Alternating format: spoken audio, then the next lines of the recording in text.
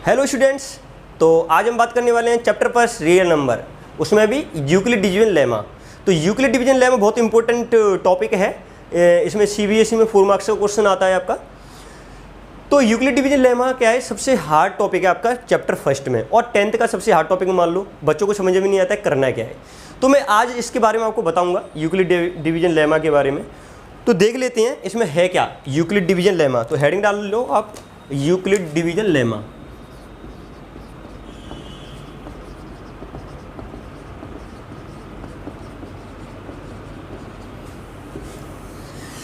अब मैं आपको बताता हूँ पहले बहुत बेसिक में कि लेमा का क्या मीनिंग होता है।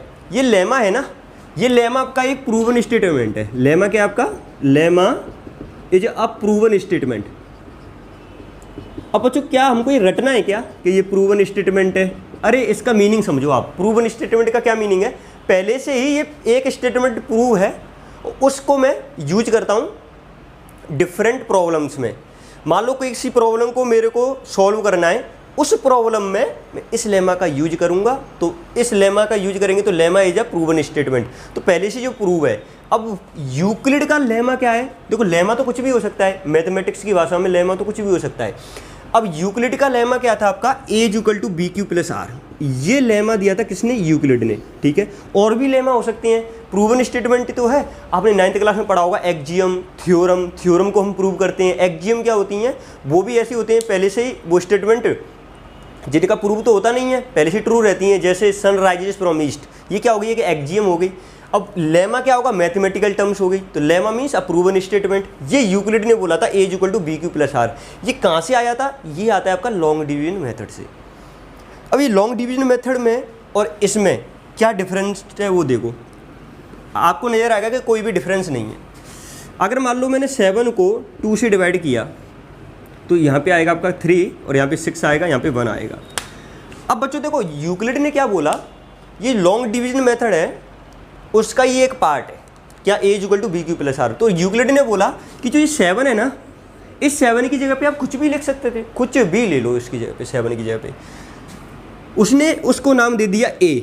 मैं क्या बोल रहा हूँ, वर्ड्स को बहुत ध्यान से सुनना। इस चैप्टर में जो वर्ड्स है ना वो बहुत इंपॉर्टेंट है।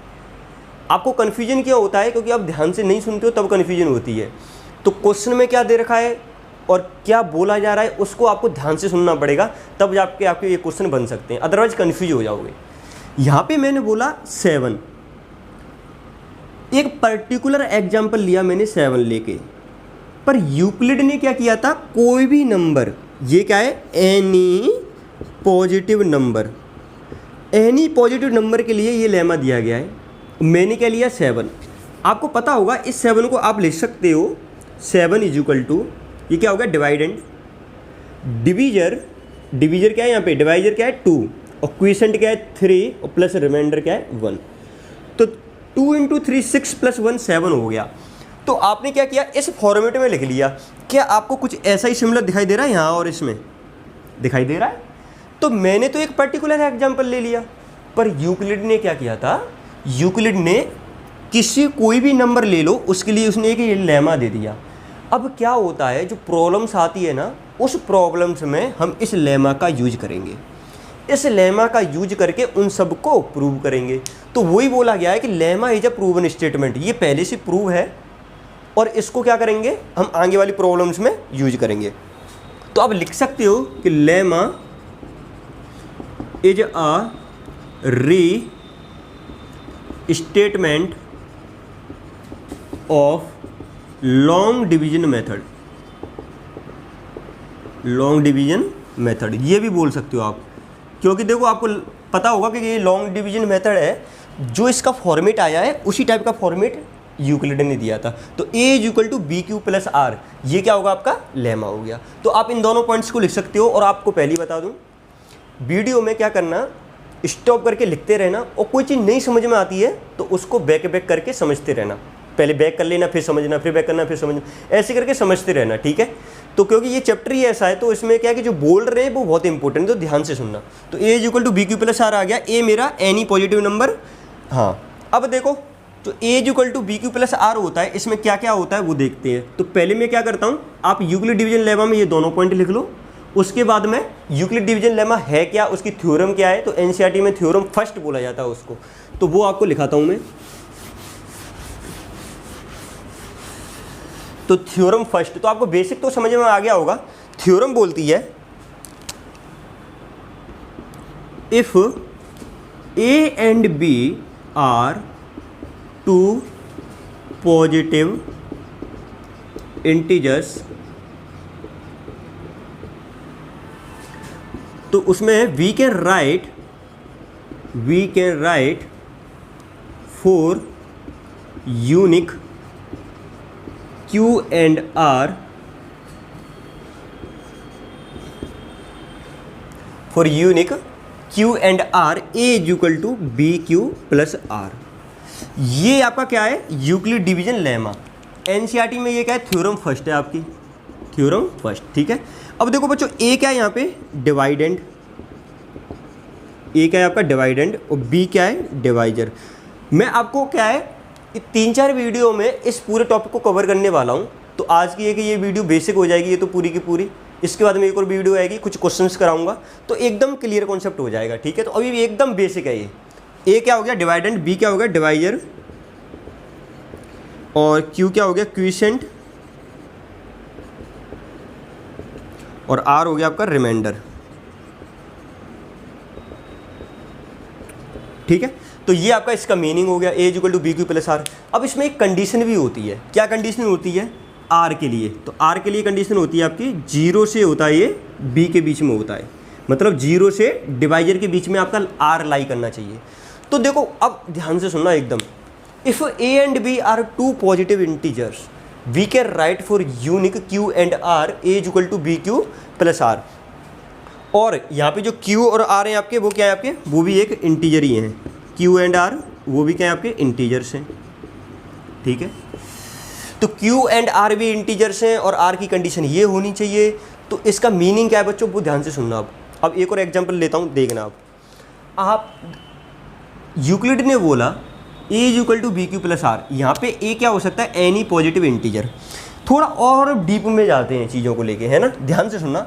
ए की जगह पे मान लो मैंने ले लिया 9, आपने बोला ठीक है sir A is equal to 9 आ गया। अब इस 9 को आप इस वाले फॉर्मेट में लिखना चाहते हो, तो आपके मन में आया, आपने ये लिख दिया, मान लो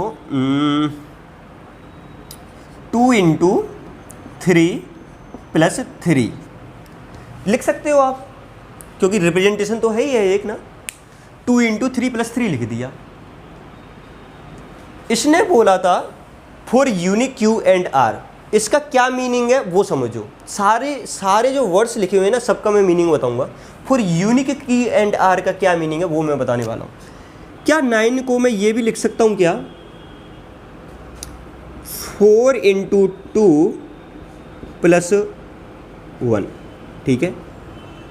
या ये भी लिख सकता हूँ क्या, इसको छोड़ो, है ना, इसको छोड़ो, आप 2 ही ले लो यहाँ पे, 2 इंटू 4 प्लस 1, ठीक है, ये ले लो, क्योंकि इसमें कन्फ्यूजन नहीं होगा आपको। अब देख रहे हैं यूक्लिड का लेमा सुनना, A and B are two positive integers. तो मैंने क्या किया, ए एंड बी इसके हिसाब से कंपेयर किया, तो ए एंड बी ये आ गए मेरे, ये और ये रहा। तो ए की वैल्यू कितनी है यहाँ पे 9 और बी की वैल्यू कितनी है 2, तो ये लिख लिया मैंने। अब आपके मन में डाउट आ सकता है, सर आपने 2 रिप्रेजेंटेशन लिखे मेरे सामने, यहाँ से इस वाले से Q की वैल्यू आ रही है कितनी 3, यहाँ से जो R की वैल्यू आ रही है वो 3 आ रही है, पर इस वाले रिप्रेजेंटेशन में Q की वैल्यू आ रही है 4 और R की वैल्यू आ रही है 1। तो आपका क्या डाउट हो सकता है, सर आपने बोला कि अगर A and B are two positive integers, तो यूक्लिड के हिसाब से यूनिक Q एंड R होने चाहिए, यूनिक। पर यहाँ पे क्या हो रहा है, Q इज इक्वल टू 3 भी आ रहा है, R इज इक्वल टू 3 आ गया, Q इज इक्वल टू 4 आ गया, R इज इक्वल टू 1 आ गया। तो यूनिक कहाँ रहा, एक तो ये सेट आ गया आपका, एक ये सेट आ गया। तो आपको लगेगा सर कुछ तो गड़बड़ है, पर गड़बड़ नहीं है। गड़बड़ क्या है कि आपने कंडीशंस नहीं लगाई हैं। ध्यान से सुनना बच्चों, देखो कन्फ्यूजन दूर हो जाएगा। ये यूनिक वगैरह कब लगा देते हैं आपको पता ही नहीं पड़ता है। यूनिक पे क्वेश्चन आ गया, आप सोचोगे क्या आ गया ये क्वेश्चन। तो यूनिक का क्या मीनिंग है वो मैं आपको बता रहा हूँ। यहाँ से 9 के 2 रिप्रेजेंटेशन मैंने लगाए, यहाँ से Q की वैल्यू 3, R की वैल्यू 3 आ गई, Q की वैल्यू 4, R की वैल्यू 1 आ गई। तो यहाँ से Q एंड R 2 सेट में आ रहे हैं, वो बोल रहा है यूनिक। तो देखो इसको कैसे क्लियरफाई करेंगे। जो यूक्लिड ने बोला था वो बोला था कि आपका जो R है ना वो 0 से B में होना चाहिए। ध्यान से सुनना, जो R है वो 0 से B में होना चाहिए। अगर आप इस वाले केस में देखो, अगर आप इस वाले केस में देखो तो जो R है वो कहाँ पे लाई कर रहा है, तो R मेरा लाई करना चाहिए 0 से 2 के बीच में, क्योंकि B जो ये B है वो मेरा क्या है यहाँ पे 2 है। तो मेरा जो R है वो 0 से 2 में होना चाहिए, पर लेकिन यहाँ पे तो R 3 है। तो क्या ये रिप्रेजेंटेशन गलत किया मैंने, मतलब यूक्लिड वाला नहीं किया मैंने, यूक्लिड ने जो बोला था उसके अगेंस्ट चला गया। अब यूक्लिड के हिसाब से जो करोगे आप, तो यूक्लिड के हिसाब से मान लो ये वाला रिप्रेजेंटेशन आपने किया, यहाँ से जो B की वैल्यू है वो कितनी है 2 है, तो 0 से R ये होना चाहिए। अब देखो यहाँ पे R इक्वल टू 1 है, R इक्वल टू 1 इसमें लाई भी कर रहा है, तो इसका मतलब ये वाला जो रिप्रेजेंटेशन है वो ठीक है। ये वाला रिप्रेजेंटेशन क्या है आपका, ठीक है। इसका मतलब Q की वैल्यू कितनी हो जाएगी 4 और R की वैल्यू कितनी हो जाएगी 1। तो केवल इस Q और इस R के लिए आपका ये रिप्रेजेंटेशन मिलेगा, कौन सा वाला 2 × 4 + 1। तो यूक्लिड ने जो बोला था A equal to BQ + R वो आपको यहाँ पे फॉलो करेगा, यहाँ पे फॉलो करेगा। Q की वैल्यू 4, R की वैल्यू 1। तो केवल यही एक रिप्रेजेंटेशन है, और कोई रिप्रेजेंटेशन आप कर भी नहीं सकते हो। आप बोलोगे मैं ये वाला कर लूँ तो नहीं कर सकते हो, क्योंकि R की कंडीशन फुलफिल ही नहीं हो रही। R बोल रहा है वो 0 से 2 में होना चाहिए, आपका R 3 है इसमें, तो आपका रिप्रेजेंटेशन केवल यही होगा। तो ये एकदम बेसिक हो गया आपका, कि बस आपको क्या है, ये तो एक्स्ट्रा है, आपको ये याद रखना है, ठीक है।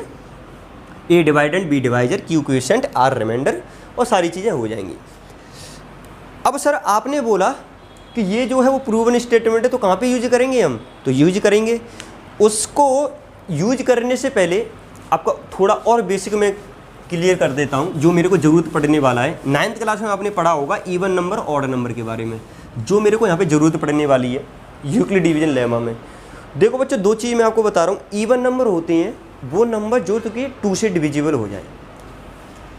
तो 2 से डिवाइड जो होती है वो कौन कौन से हो जाएंगे, 2 हो जाएगा, 4 हो जाएगा, 6 हो जाएगा, 8 हो जाएगा, 0 हो जाएगा, -2 हो जाएगा। कन्फ्यूजन रहता है, बहुतों को कन्फ्यूजन रहता है, ये 0 माइनस ये नंबर है या इवन है या भी नहीं है। अरे सब सारे नंबर जो 2 से डिवाइड हो जाए वो नंबर क्या है, इवन है।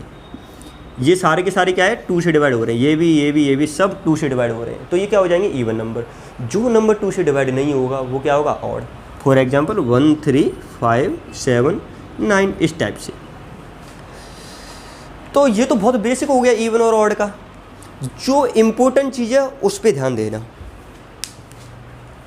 अगर मैंने 1, 2, 3, 4 ये लिखा, 4 नंबर लिखे, अगर इन चारों में मैं कोई भी 2 कंजिक्यूटिव नंबर को देखूं, कोई भी 2 कंजिक्यूटिव नंबर, कोई से भी देख लो आप, या तो ये ले लो दोनों, कौन कौन से, मान लो ये ले लिया आपने और ये ले लिया।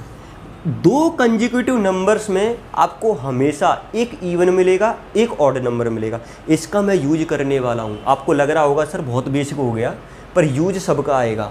मैं कह रहा हूँ 2 कंजिक्यूटिव नंबर्स में एक आपका ऑड होगा, एक आपका इवन होगा। ये ऑड है तो ये क्या हो जाएगा, इवन हो जाएगा। अगर आपने 2 और 3 लिए होते कंजिक्यूटिव नंबर्स, तो ये आपका क्या हो जाता, इवन, और ये क्या हो जाता आपका ऑड। तो देखो आगे मेरे को क्या जरूरत पड़ेगा वो देख लो ध्यान से आप। अगर मान लो मैंने n को इवन बोला, क्या बोला, n को इवन बोला, तो मेरा n+1 क्या हो जाएगा, सोच सकते हो आप, n+1 हो जाएगा आपका ऑड हो जाएगा। क्या हो जाएगा, ये ऑड। अगर मैंने बोला कि n आपका ऑड है तो n+1 क्या हो जाएगा, इवन। तो बेसिकली यहाँ पे मैं क्या समझाना चाह रहा हूँ, अगर एक नंबर आपका इवन है तो उसका जो नेक्स्ट होगा वो ऑड होगा, तो अगर वो नंबर ऑड है तो उसका नेक्स्ट क्या होगा, इवन होगा। ये चीज़ आपको ध्यान रखनी है यहाँ से, इवन और ऑड से, ठीक है। अब हम क्या करते हैं, क्वेश्चंस पे आते हैं, ठीक है। जो क्वेश्चंस हैं, जो आपके इंपॉर्टेंट क्वेश्चंस हैं, उन सब पे आते हैं एक एक करके। ध्यान से सुनना, हर एक क्वेश्चन कैसे करना है आपको सारा लर्न हो जाएगा। रटना नहीं है, कॉन्सेप्ट वाइज समझना है। तो देखो क्या है, बस ये है कि आपकी कुछ 3-4 वीडियो में कवर कर दूंगा ये पूरा, बस ध्यान से सुनते रहना सारी चीज़ों को, और जिसको नोट करना है वीडियो को स्टॉप करके नोट भी करते रहना है ना, बीच में नहीं दूंगा टाइम। तो देखो फर्स्ट क्वेश्चन देखते हैं अपन, है ना। हाँ, ये आपका फर्स्ट क्वेश्चन है। इसमें बोला show that every even positive is of form 2q और every positive odd integer is of form 2q + 1। Odd को बोल रहा है वो 2q + 1 और इवन को बोल रहा है वो 2q। इसको शो करना है। अब बच्चों देखो शो कैसे होगा ये, वो देखो आप ध्यान से। इसको करने से पहले, यूक्लिड से सॉल्व करने से पहले मैं आपको एकदम और बेसिक में बताता हूँ। इसका बेसिक क्या है। अगर आप वो समझ गए ना, कैसा भी क्वेश्चन दे दे आपसे सॉल्व हो जाएगा। देखो इसका बेसिक क्या है। ये बोल रहा है कि सर जी आप कोई भी इवन पॉजिटिव नंबर ले लो, उसका फॉर्मेट यही आने वाला है। ऑड पॉजिटिव नंबर ले लो, उसका फॉर्मेट यही आने वाला है। तो क्या है इसका मीनिंग, पहले मीनिंग को समझ रहे। तो आपको लिखना नहीं है जो मैं अभी लिखा रहा हूँ, ठीक है। अगर लिखना है तो थोड़ी साइड वाली जगहों पे लिख लेना। देखो इसका मीनिंग क्या है। अगर मान लो मैंने इवन नंबर ले लिया कोई भी, मान लो 6 ले लिया। अब इस 6 को वो कह रहा है कि हमेशा आपका जो फॉर्म आएगा वो 2q आएगा। तो कैसे आ सकता है, मान लो मैंने 6 को 2 से डिवाइड किया, तो 2 से डिवाइड करोगे 6 को, तो आपको यहाँ पे बता देते हैं बहुत बेसिक तरीके से, है ना। अगर किसी को लग रहा हो कि आता है तो वीडियो को आगे बढ़ा लेना, ठीक है। 6 को डिवाइड करो तो यहाँ पे 3 आ जाएगा, यहाँ पे 6 आएगा, यहाँ पे 0 आएगा। तो रिमाइंडर क्या आ गया, 0 आ गया। यहाँ पे क्वेश्चन क्या है 3 और डिवाइजर क्या है 2। तो डिवाइजर यहाँ पे आ गया, क्वेश्चन यहाँ पे आता है, वो आता है आपका 3 प्लस और रिमाइंडर क्या है आपका 0। तो आपने देखा यहाँ पे जो 6 मेरा इवन नंबर था, उसने कौन सा फॉर्मेट लिया, 2q वाला फॉर्मेट ले लिया। कौन सा फॉर्मेट ले लिया, ये कौन सा फॉर्मेट है आपका, 2q वाला फॉर्मेट है। क्योंकि 2 × q क्या था आपका, कोई भी इंटीजर है, q इज सम इंटीजर। तो q क्या है यहाँ पे, इंटीजर आ गया। आपने बोला सर आपने तो एक एग्जाम्पल के लिए दिखाया, और भी लेके बताओ हमको, बता देंगे। 9 ले लिया। अब 9 को 2 से डिवाइड करो तो डिवाइजर यहाँ पे आ गया। तो 9 को डिवाइड करोगे 2 से तो कितना आएगा, यहाँ पे 4 आ जाएगा, यहाँ पे 8 आएगा, यहाँ पे 1 आएगा। तो 2 × 4 + 1। अब आप ध्यान से देखो तो ये कौन सा फॉर्मेट बन रहा है। ये तो 2 हो गया, ये मेरा q हो गया और ये मेरा r हो गया। तो क्या बनेगा, 2q + 1।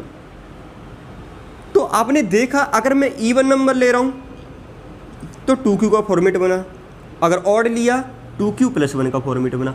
मुझे लग रहा है वही हमको शो करना है। आप बोलोगे सर जब मैंने 2 नंबर के लिए ऐसे शो कर दिया तो शो हो गया बस, और क्या कर रहे हो आप। बच्चों यहाँ पे मैंने 2 नंबर लिए हैं, पर लेकिन आपको ये हर एक नंबर के लिए शो करना है। अब ध्यान से सुनना, बहुत एक इंपॉर्टेंट बात बोलने जा रहा हूँ। जो यूक्लिड ने अपना लेमा दिया था वो था आपका a = bq + r था। यहाँ पे a कोई भी पॉजिटिव इंटीजर था, ध्यान से, a is any positive integer. यहाँ पे मैंने 2 नंबर लिए हैं तब जाके ये रिप्रेजेंटेशन शो कर दिया। अरे अगर आप यूक्लिड का यूज कर लो तो आप हर एक नंबर के लिए शो कर दोगे। तो आपको ये समझ में आया कि यूक्लिड क्यों लगा रहे हैं। ये कोई बेसिक क्वेश्चन दिया उसने, वो कह रहा है एवरी इवन पॉजिटिव इंटीजर, कोई भी इवन पॉजिटिव इंटीजर ले लूँ, कोई भी।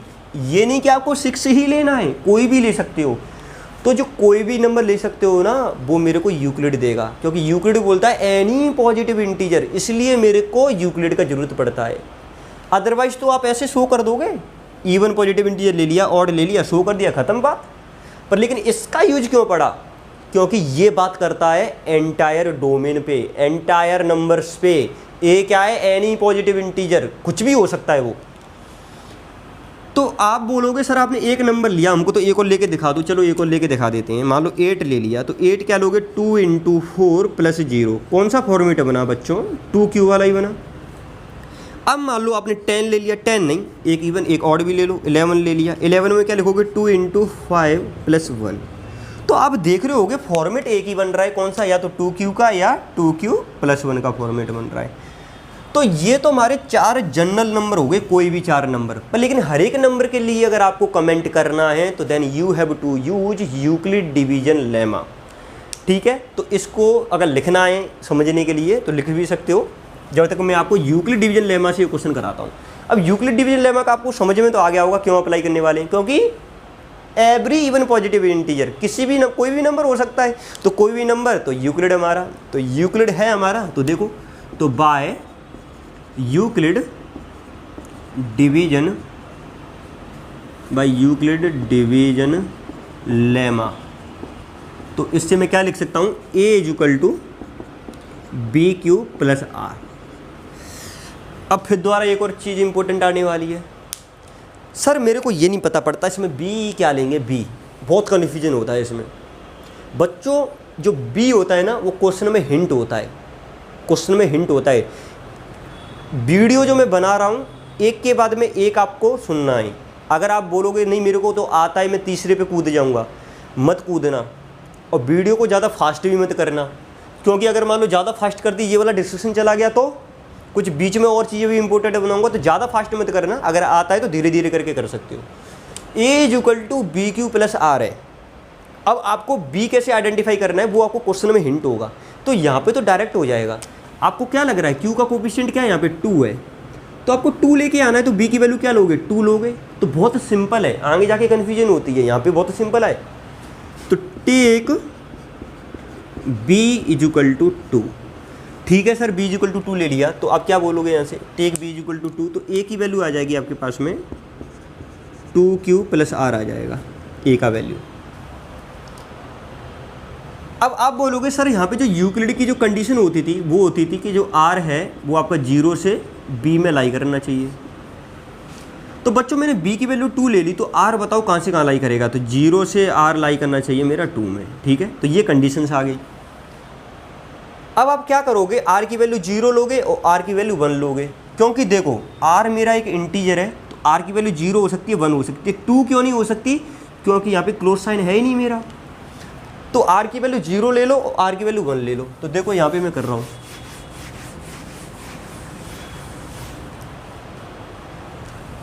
तो first case if R is equal to 0, अगर आर की वैल्यू 0 लोगे तो ए इज इक्वल टू क्या आ जाएगा, 2q प्लस 0, तो ए इज इक्वल टू क्या आ गया, 2q। अब बच्चों अब आपको जो बेसिक का जरूरत पड़ेगा, जो 2q है वो आपका इवन इंटीजर है। क्या है वो, एक इवन इंटीजर है। कैसे, क्योंकि मैंने बताया था इवन इंटीजर होता है जो कि 2 से डिवाइड हो जाए। तो अगर a 2 का मल्टीपल है, अगर a 2 का फैक्टर है, a is equal to 2q है, मतलब इसमें 2 का एक फैक्टर है या 2 एक मल्टीपल है, इसका मतलब ये नंबर 2 से डिवाइड हो जाएगा, 2 से डिवाइड हो जाएगा। तो 2q क्या है आपका, एक इवन इंटीजर। तो 2q इज अ इवन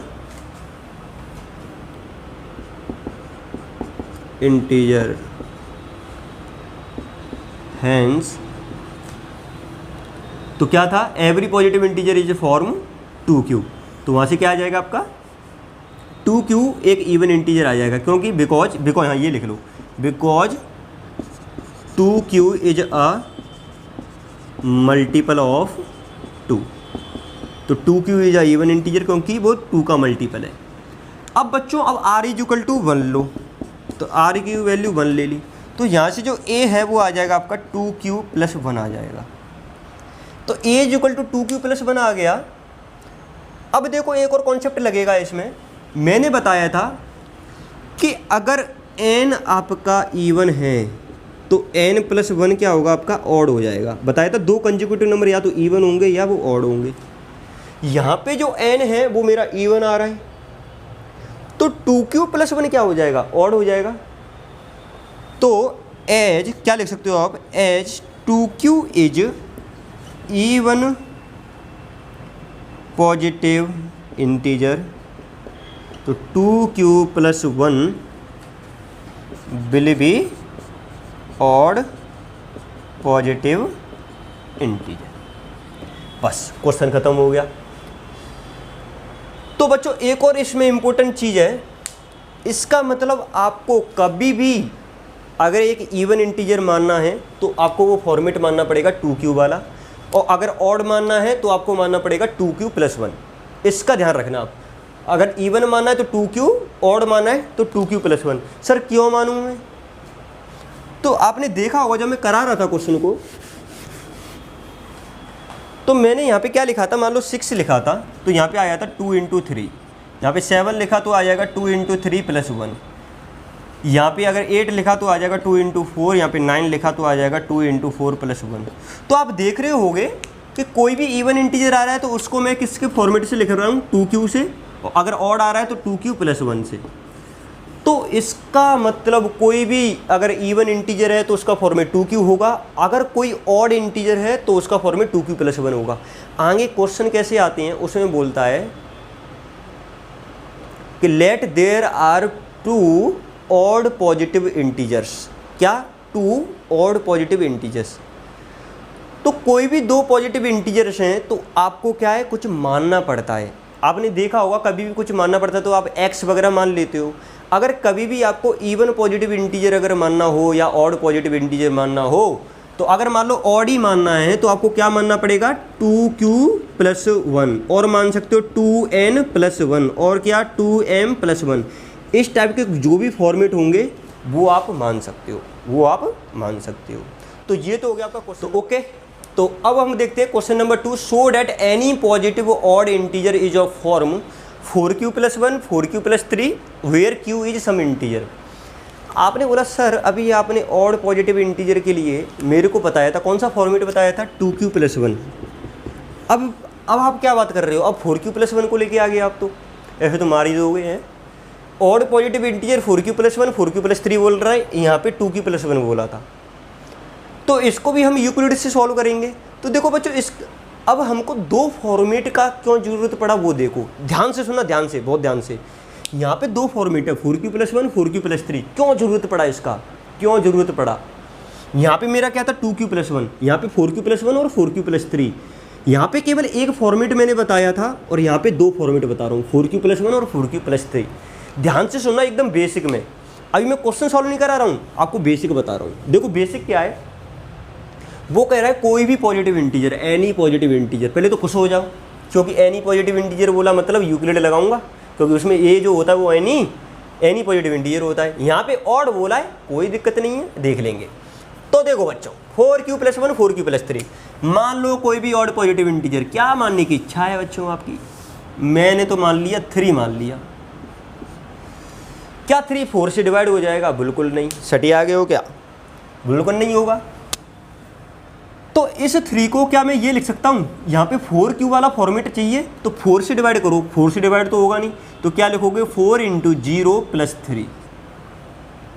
ठीक है सर, 1 कहाँ छोड़ दिया, 1 भी ले लो, तो क्या लिखोगे, 4 × 0 + 1 लिखोगे। इसको मत लो अभी, ठीक है, इसको मत लो। इसको आप क्या करो, इधर लो, इधर 3 वाला ले लिया, 4 4 क्या, 4 × 0 + 3 ले लिया। यहाँ पे ले लिया आपने 5।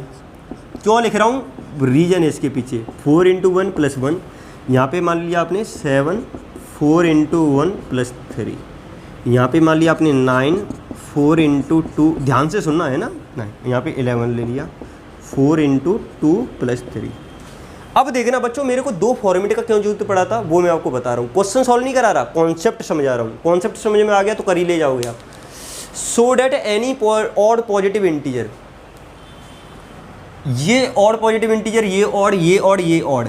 इसने बोला 4q + 1, 4q + 3।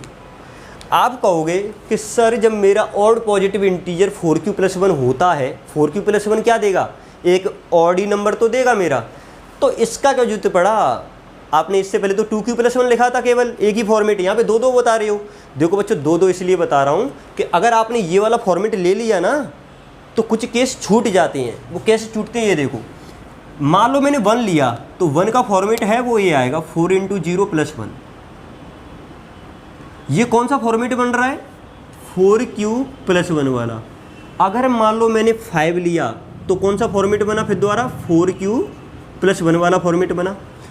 तो आप देखोगे अगर मैं ऑड पॉजिटिव इंटीजर को अगर मैं 4q + 1 अगर लेता हूँ तो आपके कुछ नंबर चले गए। कौन कौन से नंबर चले गए देखो, 1 वाला ठीक है कवर हो जाएगा, 5 वाला भी कवर हो गया, 3 वाला रह गया बीच में।